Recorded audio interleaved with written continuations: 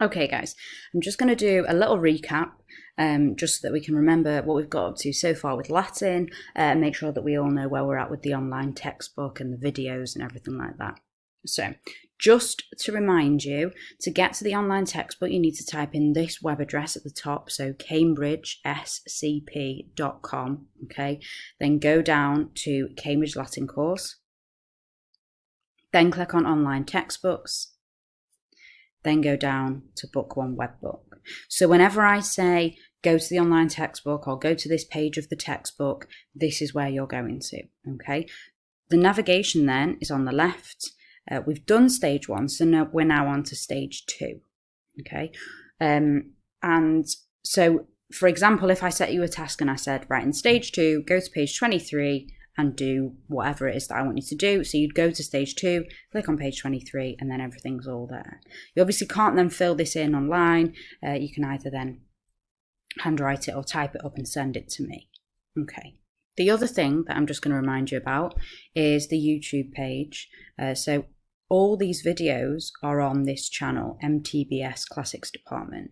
You can see here there's lots of videos. Some of these are for A-level or GCSE students, so not all of them are relevant to you, but anything that looks relevant that maybe you haven't watched, make sure you do that now. So you've got here at the bottom, towards the bottom, Kerber's story. You've got Introduction Cambridge Latin Course website. Those are both relevant to you guys. Intro to stage 2 as well, that's useful for you. And then obviously this video will be going up there. And eventually, as you can see, when we get onto stage 3 on the left there, you'll be having a look at that. Okay, for now though, let's go back to the textbook. So let's go to the start of stage 2, so page 15. So we are in the house now. Now, just to recap, we learnt before Easter about the accusative case. Okay, so here are some examples of the accusative case. I'm going to whiz through the translation of this and you can see if you can remember what's going on. Obviously, pause the video at any time if you need to replay something or check your notes or anything like that. So this bit of the textbook is about amicus, which is the Latin word for friend. Caecilius and Metella have invited their friend round. We're not told his name, but we see him entering the house and greeting various people. So we start with number 1. Caecilius est in atrio, Caecilius is in the atrium. Number 2, amicus Caecilium salutat, the friend greets Caecilius. Number 3, Metella est in atrio, Metella is in the atrium. Number 4, amicus Metellam salutat, the friend greets Metella. Now just have a look at number 2 and 4 here. You can see Caecilius has changed to Caecilium, and Metella has changed to Metellam. And there's a reason for that. It's because they've both become accusative. And the accusative is what we use in Latin when someone or something receives an action. So they don't do the action in the sentence. They're not the ones doing the verb. They are on the receiving end of that verb. So in numbers 2 and 4, the friend is greeting Caecilius, and then he's greeting Metella. And that's why Caecilius has become Caecilium and Metella has become Metellam, because they are both on the receiving end of that greeting. Okay, number 5, Quintus est in atrio, Quintus is in the atrium. Amicus Quintum salutat, the friend greets Quintus. The slave is in the atrium, servus est in atrio. And amicus servum salutat, the friend greets the slave. Again, the friend is greeting Quintus in number 6 and the slave in number 8, which is why it says quintum with an M on the end and servum with an M on the end, because they are both receiving that greeting.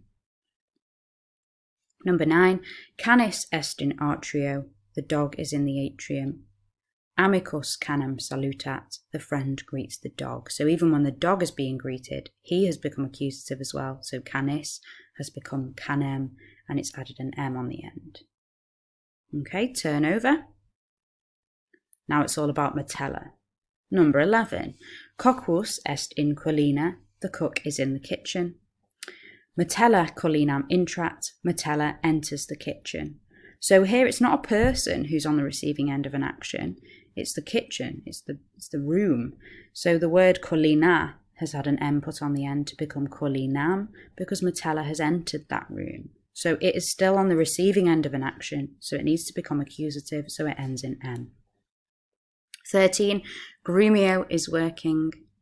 Metella grumionem spectat. Metella watches Grumio. Again, he's being watched, so he needs to end in M here. Number 15. The food is ready. Beautiful spread with peacock there for dinner. Metella cibum gustat. Metella tastes the food. That food is being tasted there, so it's had an M put on the end. Grumio est anxious. Grumio is worried.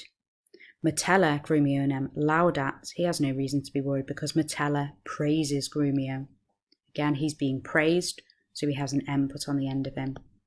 And finally, amicus est in horto. The friend is in the garden. Metella amicum vocat. Metella calls the friend. So just looking at all those sentences, you can see that the words in Latin have changed. This doesn't really happen as much in English, but it really happens a lot in Latin. The endings of words are really important.